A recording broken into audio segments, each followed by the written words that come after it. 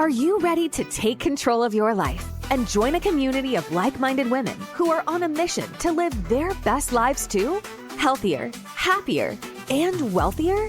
Then get ready to find the support and motivation you need to pursue your passions and goals. Get ready to develop the courage to step out of your comfort zone and try new things. Join the My Best Life Tribe membership today and unlock a world of opportunities, empowerment, and sisterhood. Our exclusive community offers courses, collaborations, workshops, events, and so much more. Don't wait any longer to start living your best life. Visit our website, www.drstemy.com, and become a part of something truly special. My Best Life Tribe, where women thrive together. www.drstemy.com. Are you ready to bounce back? Welcome to the Bouncing Back podcast with Dr. Stem, where resilience meets inspiration. Join us as we explore powerful stories of overcoming adversity, share expert insights, and discover the tools you need to bounce back in life. Whether you're facing challenges or seeking motivation, you're in the right place. Let's dive in.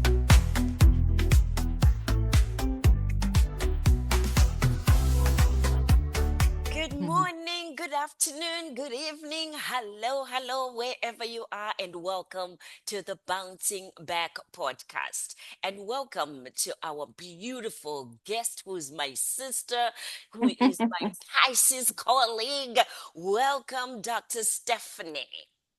Thank you so much for having me on your podcast, Dr. Stem. I'm so happy to be here. So, is it Wautier? I mean, It's, didn't want to you check know, it out. if we were in Europe, it would be Wautier. It's Belgian. It's my husband's name. But in the United States, we say Wautier. Wautier. Yes. Beautiful. So, do you go by Dr. Wautier or Dr. Stephanie, or what do you go by? In my office, most people call me Dr. Stephanie. Okay. I'll go with Dr. Stephanie because that's easier for me as well. Right? Dr. Sounds Steph, good. Dr. Stephanie. This is going to be Look a at this. show. Yes. Yeah. So, let's go ahead and start off with just you telling us a little bit about your bio and who you Yeah. are. Yes. Absolutely. Well, I always say that I'm a small town girl from the Midwest. I was born in a little town in Michigan, and I decided to get a very practical degree in nursing, even though I had always thought about becoming a chiropractor. But so I went to Michigan State and I got my BSN in nursing, and I worked in Lansing for a little while, and then I went on to become a traveling nurse, which I loved. But I knew at the end of the day that my soul's purpose wasn't being addressed. So at age 30, I went back to chiropractic school. I became a chiropractor, and I'm in year 18 as being a chiropractor.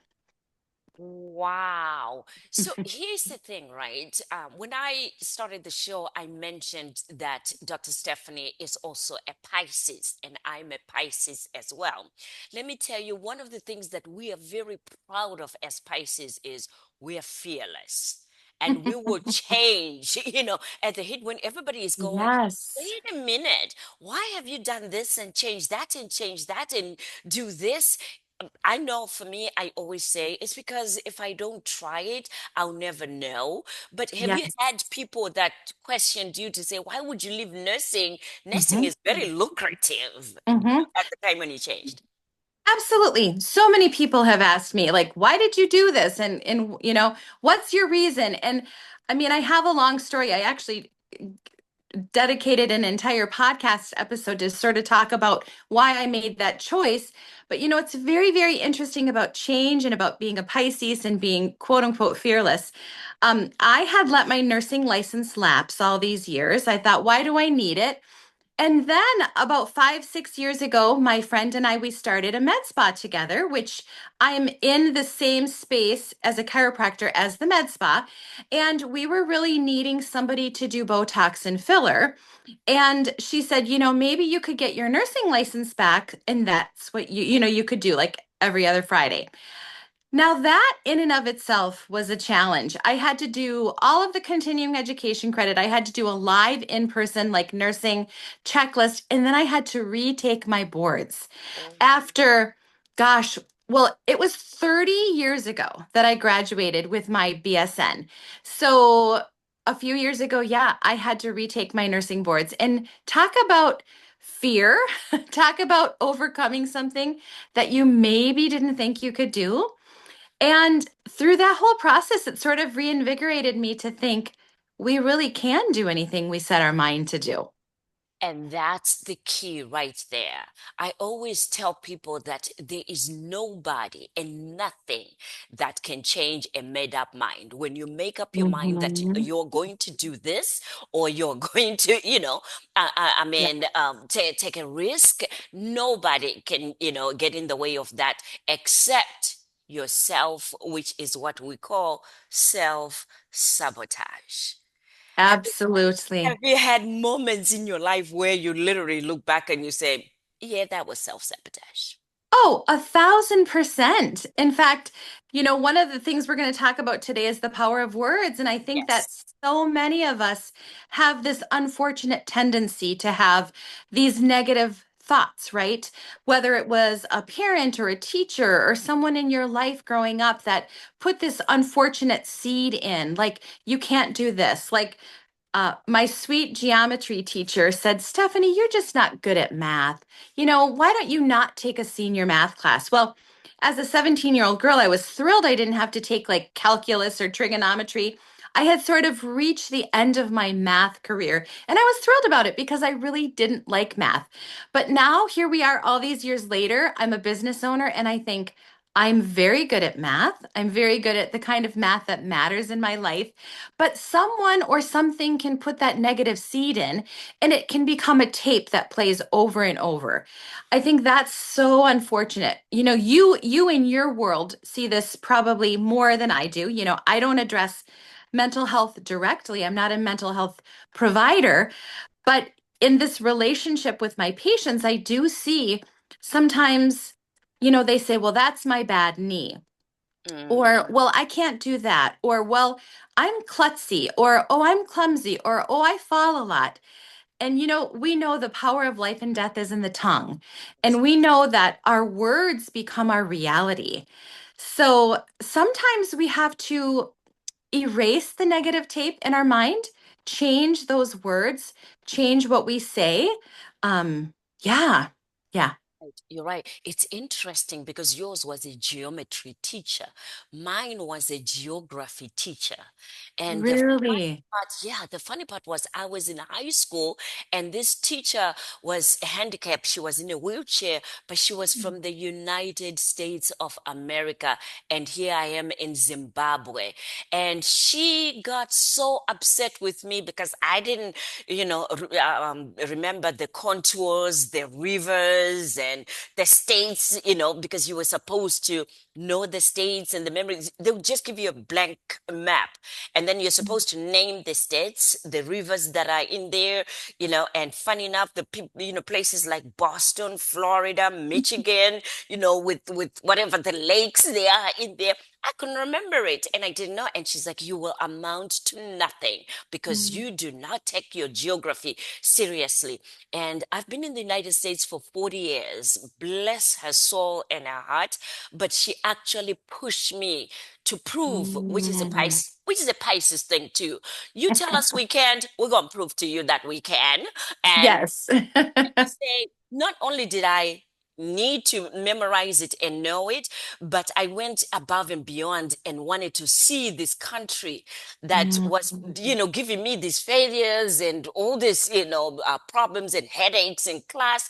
And I got to live in the United States of America and I travel a lot. So I pretty much visited most of the states in the Mm. United States just to see what river was that, in person, because it was such a pain, when I was there to study all all of that. So as you Mm, say about the power of the words, I say this to remind people also to say those people that might say words to you that are painful, that are stressful, they might be the source of you finding out who you are, because now you mm, want to prove to yourself that, but I'm not that, and I'm not a failure, and I'm not mhm. ugly, and I'm not whatever the words may be. Yes.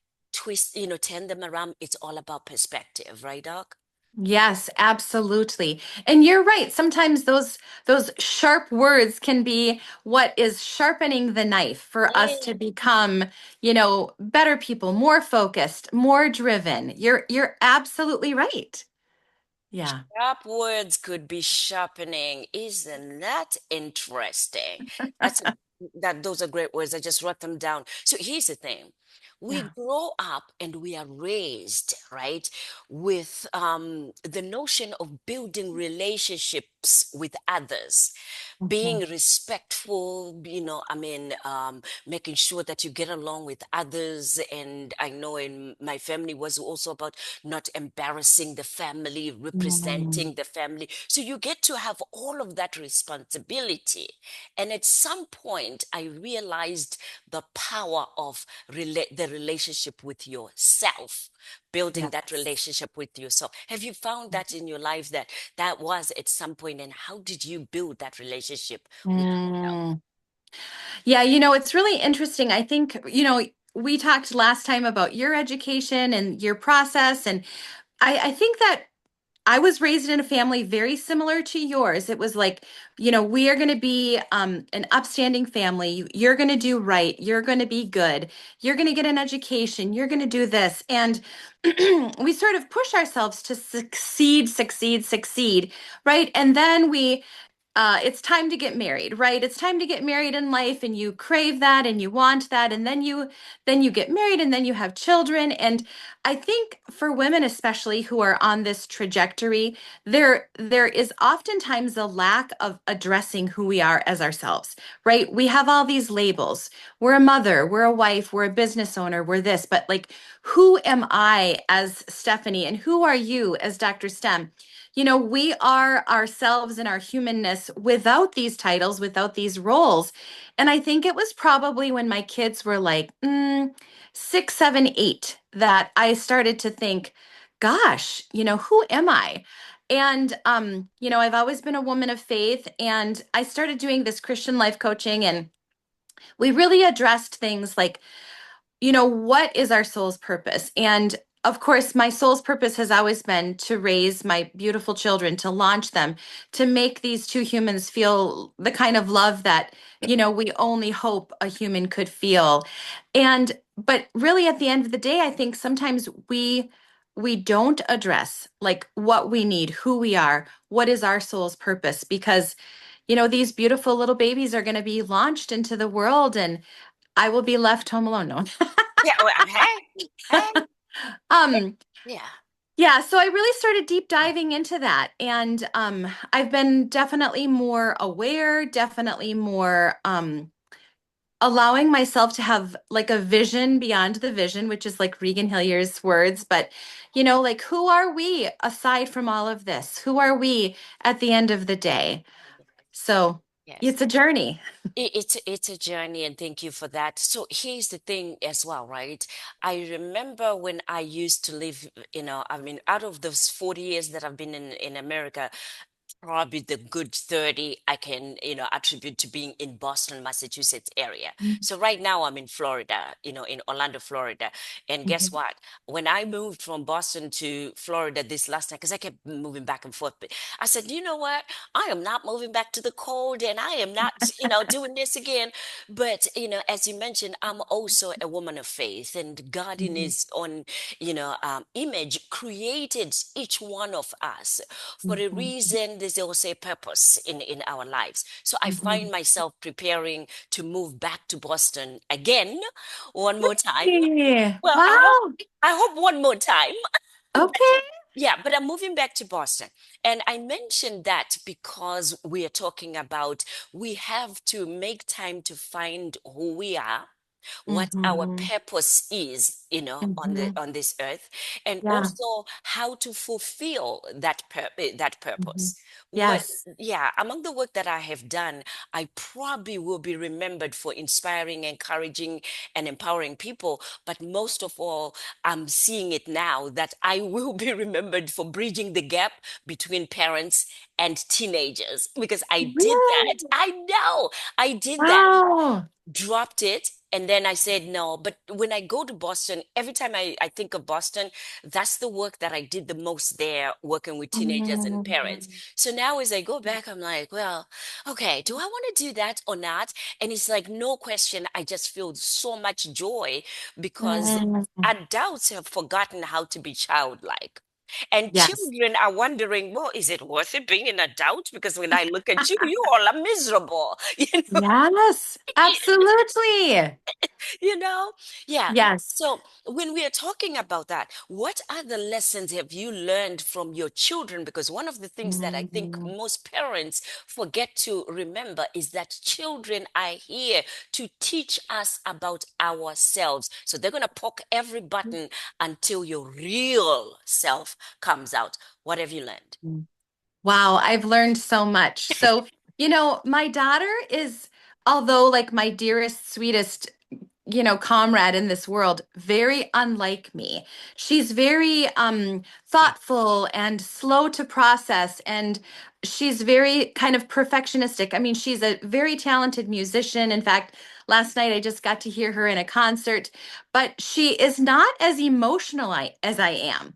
She's a little bit more stoic, and one of the things that I've really learned is that we have to um there's a seed planted and we have to water them and nourish them with whatever they need, right? Like my daughter needs me to be patient with her. My daughter needs me not to expect her to create a certain emotion. My son is very much more like me, which as that mirror image, I think, why are you in such a hurry? Why are you so grumpy? And I think, oh my gosh, like that has been me in so many instances. I'm always in a hurry. I'm always doing things quickly. Well, not always, as we talk about the power of our words, but that has been my tendency, right? Yes. So it's like you have the mirror and then you have like the opposite, and I have only two children. So Yes. but so much of what I have learned is to like embrace the moment, embrace this portion of the journey, because kids are different at 2 and 6 and 10 and 16. And I have been given this amazing gift to have, knock on all the wood, the most glorious teenage years as a mother that a mother could ever hope for. Oh, Both of my kids have confided in me. Both of my kids have not rebelled to the point of me not knowing like what's going on in their life or where they are. Like we've maintained this really beautiful close relationship, and I think that all of the expectations that you have when you're like pregnant really have to fall away. yeah. You don't know what each child will need. You don't know what's going to happen to them in their life. You have to be flexible and willing to like literally bend with the wind for what they need at that time. Yes. Yes. I'm reminded of, a parent that I spoke to, and I mean, was so distraught about her children, and Mhm. of course surrounded in the community with every parent that is the power of words, Mhm. complaining and talking about their Yes. children and not doing well. And here she stood, she's like, I don't even know what to believe, because now I'm scared of the influence that could be surrounding them, Mhm. right? But like you said, there's power of words, because then I Mhm. remember saying to her, what is it that you expect to see in your children? Yes. And I said, Yes. close your eyes and describe to me Mary, who's your firstborn. Describe to me John, who's your secondborn. Where do you see them? How do you see them? What excites you about their future and their life? Let me Mhm. hear from you what your expectations are. So she goes, and closes her eyes and starts talking about these children. I said, as of Mhm. this moment, see them as that no matter what happens in their life, they can Mhm. come in and fall and fail, which is part Mhm. of their journey to that Yes. vision that you have. Celebrate them, embrace them, surround them with that hold, Mhm. that a mother's hold. 2 years, they'll be like, don't hold me that tight, let me go. Yes, yes. Well, and this is an interesting thing that you bring up too. We have these cultural norms, right? We have these sayings that we say like, "Oh, the terrible twos," or "Oh, just wait for the horrible teenage years." So when we have the expectation that they're going to be horrible, when we have like a moody child who isn't in the mood to talk and we need to give them the space, we take it so personally. And if we have a child who makes a mistake and fails or gets sent to the principal's office, we take that as a hit to our own ego. And I think that's one thing I really learned. I read this beautiful book when I was sort of starting this more self journey like, who am I? Who are they? We cannot rely on our children to feed our ego. Mm, Whether my daughter is the most beautiful, perfect first violinist, or whether she is last year, whether she has, an unfortunate disability, or whether she's the next top model. Like we can't rely on our children to feed our ego. We can't do that. We have to separate that.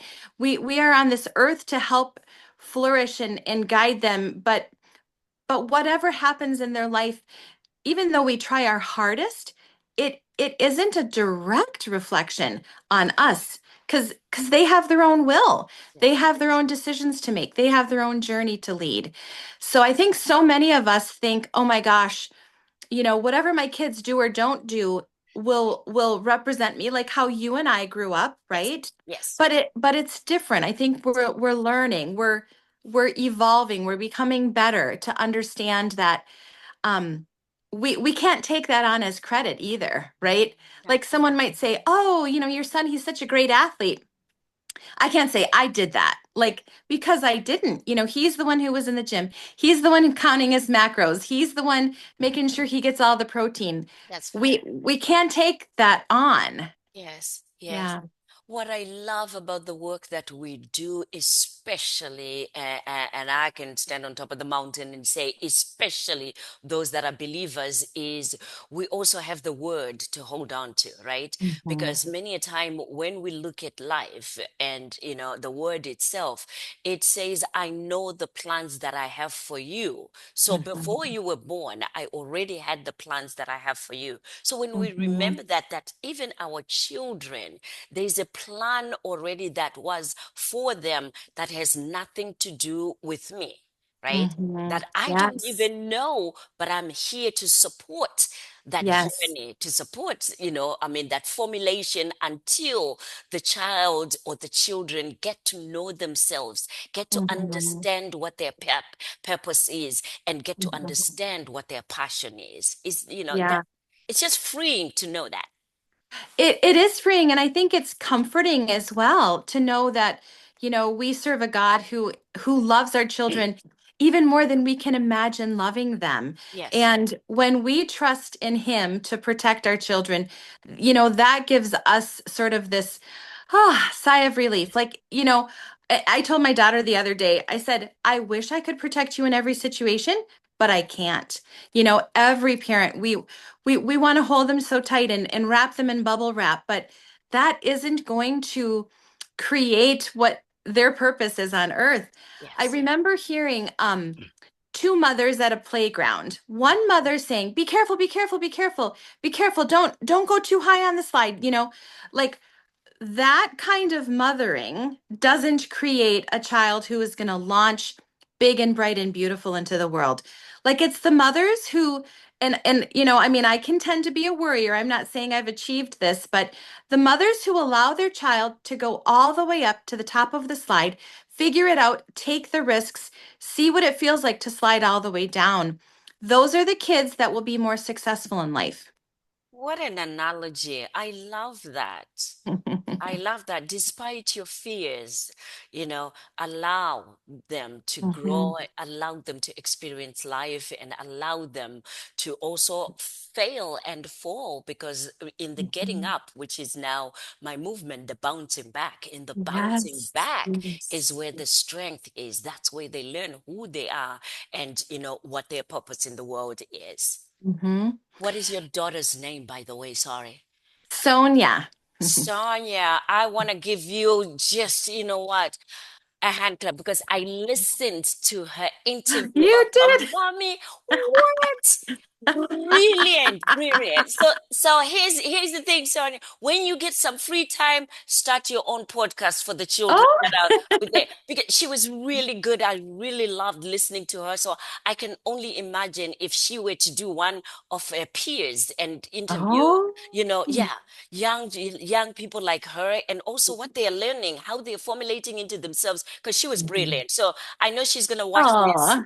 and hopefully she will take that baton when she has time and just do a podcast herself as well because yeah, she's brilliant. She was brilliant. Oh, thank you, Dr. Stem. Thank you. Yeah. So I know you and I are Pisces, and Pisces Mhm. people, we talk a lot and we could talk for days and days. Yes, So yes. I want to have some fun with you and just dig into your personal life, real Okay. quick, and just ask some personal questions just to see who you really are and how you really truly have evolved in your life. You ready? Okay. Yes, ready. What does living a fulfilling life mean to you? Mm. Mm. Well, fulfilling, I think, is really like starting with like, what is your soul's purpose and where are you on your journey? So for me, like living a fulfilled life means that I'm following my soul's journey. I'm doing the things that I need to do in my job, in my life, in my profession. And that at this moment in my life, I am really truly pouring in as much to my children as I can and my partner, my spouse, my family, my friends. Like that might sound like I'm rambling on, but I think that fulfilled means so many things. But at the end of the day, if you know what you were called to do and who you're called to be, and you're living that and applying that, then you're fulfilled. Yes, yes. It's so individual. Yes. It's an individual definition because Mhm. then, I mean, I know for us as business women and entrepreneurs, we might be, going, oh, if you have your own business and if you do this and do that, that's not the Mhm. only way to be fulfilled with life. Yes. Yes. I want to sort of piggyback on that. So when I got pregnant for my daughter, my son was like a year old. So I knew they were going to be pretty close together. And I really wanted to be a stay-at-home mom. Like I really, really, really wanted to be with them. And I took out so much student loan debt and my husband said we just really can't manage that financially. So I had this grieving heart, right? I had this grieving heart for years and years. Like I can't be with my kids enough. That like they're going to live a worse life because I'm not a stay-at-home mom. And that has been one of the biggest things that in my like last 18 years that I've really had to transition from being a grieved working mother to there was like this epiphany that I had. I read this quote that said, "Your children are best off if they see an example of like you living your best life." Yes. So instead of me thinking, oh my gosh, like I have to punish myself for working and I have to feel sad that I'm not making like this gourmet meal, I'm putting food in the crock pot. And, I had to forgive myself and I had to go through that process of grief. In fact, one day my daughter said, "Stop beating yourself up about it. We're fine." And like what a beautiful thing for her to like give me permission to forgive myself because and again, the power of words, right? I had this narrative like they would be better off if I was a stay-at-home mom. Like I'm working too much and I never would have started a podcast had I not like had that epiphany and read that quote that when we are fulfilling our soul's journey and doing what God has called us to do, that is a better example to our kids Yes. than anything, than anything. Yes. Yes. Yeah. Oh, My heart just melted when I heard that. Ah, stop stressing, mommy. We are Mhm. fine. Don't Yes. worry about it. We are Mhm. fine. And don't they just speak to you every day in different ways? And many Yes. a time, I think as adults, we are always on the go, go, go, go, and worry strikes, and we come down. And by the way, you mentioned, oh, I only have two. I don't have any of my own birth, Mm. but I have been blessed beyond measure to be a part of many children, many adults, Mm. throughout my lifetime that I cannot sit here and say I am not a mother. So that's, Yes. yeah, yeah, because I have been given an opportunity to be a part of mothering many, many children, Mm. nieces, nephews, as well as, children in the community from around the world, which has been more than a blessing to me as well. And we biological mothers and fathers, we need those aunties. Yeah. We need those adopted mamas and those adopted grandparents because we can't do it all. We Yes. we really can't. We can't be the end all be all. And my daughter literally just introduced two of my friends as their aunties, as her aunties. Oh, And yeah, we have the blood relation and then we have the people who are our family, no yes. matter what. And then we have those people who have been like a mother figure, like a father figure. Like, yeah, you're pouring into these children and these families, these lives. And yeah, biological or not, you've been a mom. Yes. And for all of you that are listening and watching, I'm not just an aunt, and my nieces and nephews will tell you I am the filthy rich aunt. And that's the power of words. I love You should see, it. you should see my sister, one of my sisters has a granddaughter now, and she's 7 years old, and she runs, she said, filthy rich auntie, filthy rich auntie. I'm like, yeah, girl, you're my filthy rich niece. The power of words. Speak it. Yes. Yeah, you speak it, even if you are not it, speak it until it becomes real. So I know before I leave this Yes. earth, I will have proven that yes, I am the filthy rich aunt. I love that. I love that. So, talking about, life in itself and successes, what fears have held you back and how have you overcome them? Mm. Oh, wow. Yeah, lots of fears. I think we're constantly addressing our fears. Um, I mean, just really deep down, the fear of failure, the Yes. fear that I can't do it, the fear of, even in a relationship, like the fear that it won't work or the fear that we can't conquer something or I mean, every single day I'm addressing fears. Like it's a lot to go on camera, even, right? Really? Like, yes, the fear of being judged, Yeah. the fear of people saying, oh, you're too much, or oh, you've gained weight, or you look old, or, like there's the fear of judgment, I think, every day. Um, yeah. I don't struggle with that at all. Because Really? here's my formula for being on camera and doing this thing that I do here. I love doing it. But then here's the thing. I have, learned to give attention to those that need my attention. I've learned Mhm. to, pay attention to showing up for that one. I show up on camera for one person. One person, Mm. not for the likes, not for those that Mhm. will listen to 2 minutes, but every Mhm. time I find that if I put a video out, if I put an interview out, it was meant for one person. And I Yeah. target one person that, you know what, somebody's going to need this, and someone is Mhm. going to need me showing up despite gaining weight, losing weight, being Yeah. sick, not having a good hair day, Mhm. and not having a good eye that time or voice that time. But Mhm. somebody's going to be inspired, encouraged, and empowered to say, if she could show up looking like that, or if she could say things like that, what she just said, I think I can do it too. I'm just gonna show Yeah. up too. So that Yeah. has been the thing that has helped me to stand in front of hundreds and thousands. People are like, you spoke before 3,000. I said, yes, I've spoken 3,000. But guess what? I was in front of one person. I looked around the Mm. audience and I said, that one seems to be looking at me and really attentive and listening. That Mhm. was the person, even though I look at everyone else, there's that gentleman or that, lady that's in the audience that I want to make sure that she really, truly gets what she came here Mm. for because she was open and I can see that she's hungry to hear what does she have to share. So when I wake up every day and I do the work that I do, I know that it is for a purpose. And once you know Yeah. that you are here for a purpose, God has Mhm. already ordained your day, your moments, your time, and every appointment that you will have. So my Yeah. is to show up. You know me, you've seen me. I show up. You do show up. I love it.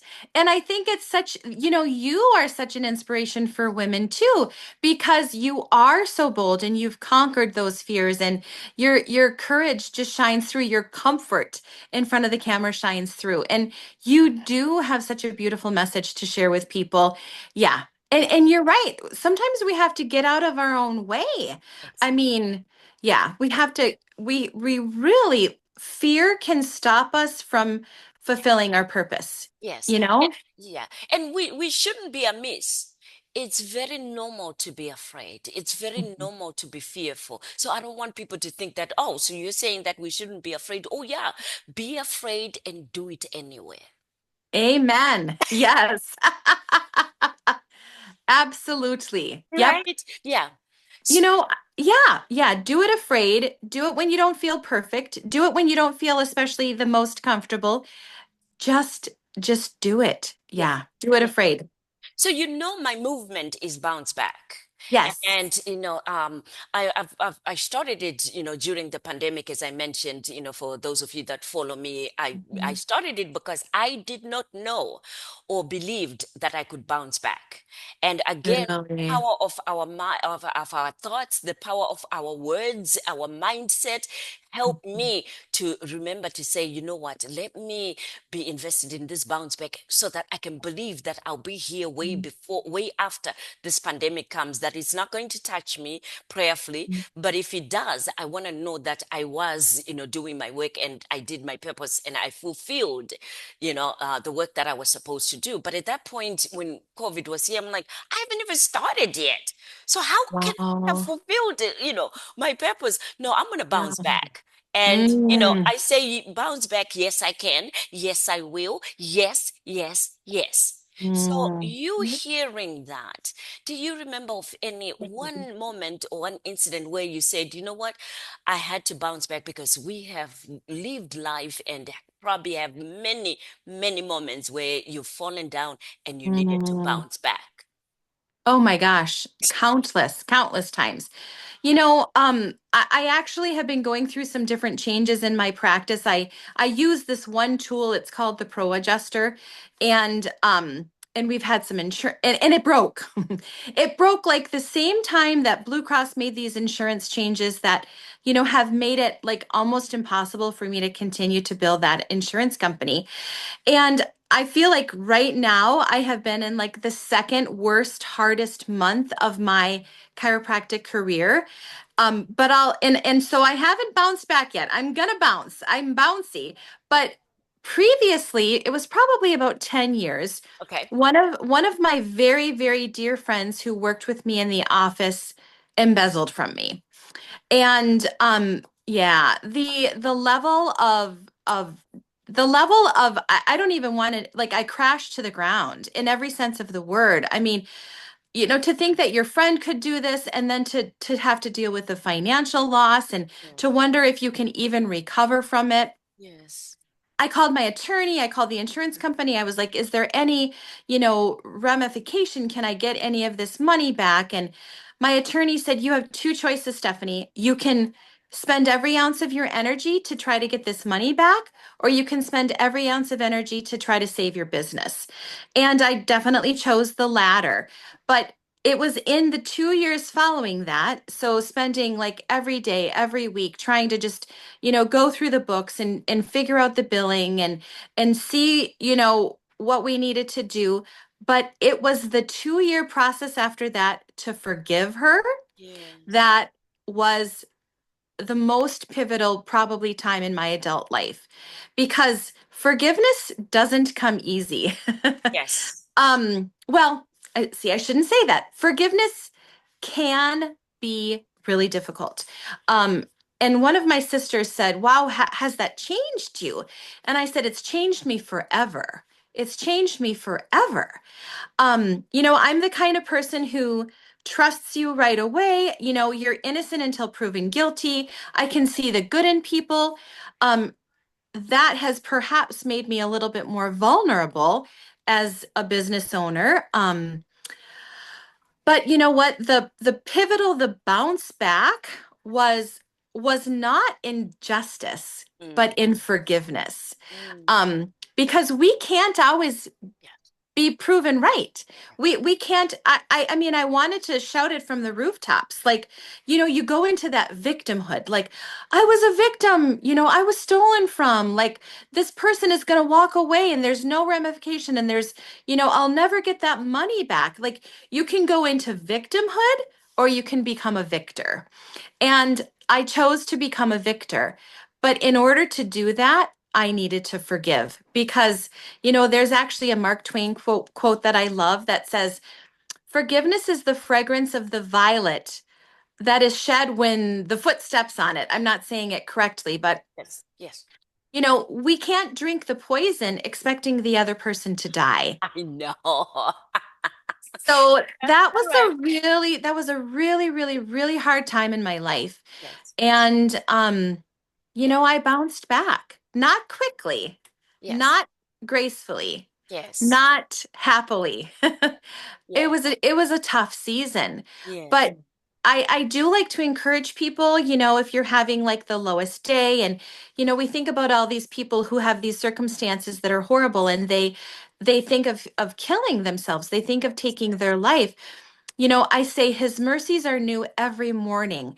Just wait till the morning. The night seems dark, the night seems cold, the night seems empty, but just wait for the morning, Yes. because there is hope. There is better days ahead. Yes, Yeah. thank you so much for sharing that. And I want to add on, not only because I'm a mental health professional, but let me tell you, mental health matters and it's real, and Yeah. counseling helps because even I, as a counselor who's been a counselor for nearly 30 years now, I Mhm. do have counselors that I have worked with for Mhm. myself as the patient, where I'm Yes. sitting on the couch and there is a therapist there. And that Yes. is what brings me to smile every day, to be happy Mhm. and joyful every day, because I have moments where I get to work through my own problems that I have in life. And that Yes. gives me joy because now when I show up to help those that come to me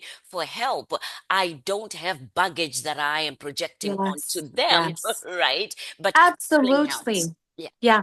And I've been in therapy, mental health therapy many times in my life. Um, and I'm actually married to a psychologist. Ah, me too. um, I believe that every single one of us, we really, really, we can't look in the mirror and know what needs to be done all the time.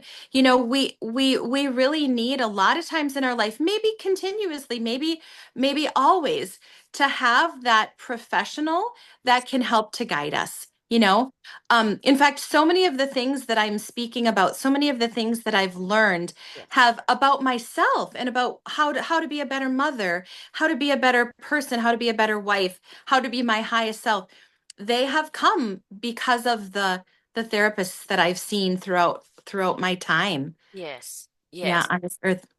And I always also, give the analogy of a car, right? As a Mm, reflection of who we are in our body and spirit.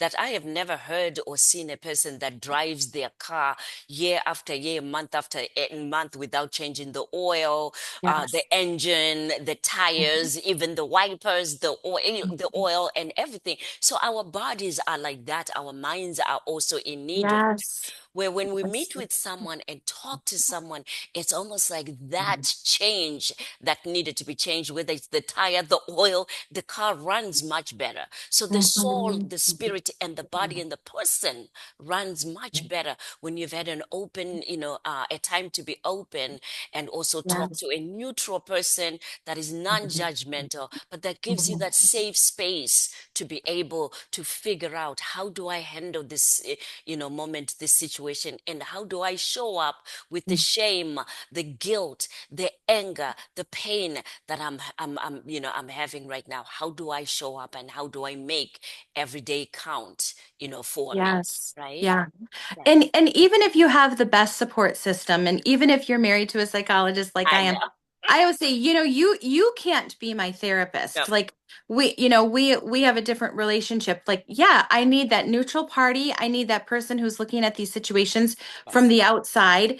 Um, I so value my connection with my clients, and yeah, I can't be the best chiropractor, the best med spa owner, the best whatever, unless I am, utilizing the professionals in my life to help me continue to be better and better. Yeah, Yeah. yeah, yeah. I Mhm. want to just, also reiterate on what you mentioned about forgiveness, because that is Mm, big, and thank you for bringing that up. And I just wanted to add on to say what I learned in my life and also my work with, the individuals that I've worked with throughout the years is forgiveness is a gift to yourself. So yes. many people, and I know the pain is different levels, and Mhm. what was done at different levels, some that are deeper than others, that you just don't find, why you should Mhm. forgive that person, because it's almost like giving them a freebie to walk through the earth, right? But I Yeah, yeah. remind everyone, yeah, that forgiveness is a gift to self. When you Mhm. are working with forgiveness, it's almost like you are now giving yourself a choice. Do I want to continue to hurt myself? That person hurt me, those people hurt me, that situation hurt me. But then by not forgiving, I will be hurting myself even deeper and more. So Yeah. when you forgive, it's a choice that you have made to help Mhm. yourself heal, and also help Yes. yourself make the most of the rest of the days that you have. Absolutely. There's so much now research and talk about how much what we say, what we think, what we do emotionally, mentally is affecting us physically. Yes. And, very anonymously, I'll share I had a patient many, many years ago who was in a car accident. Her Mm. husband was driving. She felt like he was driving too fast. She felt like he was driving um erratically. Yeah. She blamed him for the accident. She blamed him for her health problems.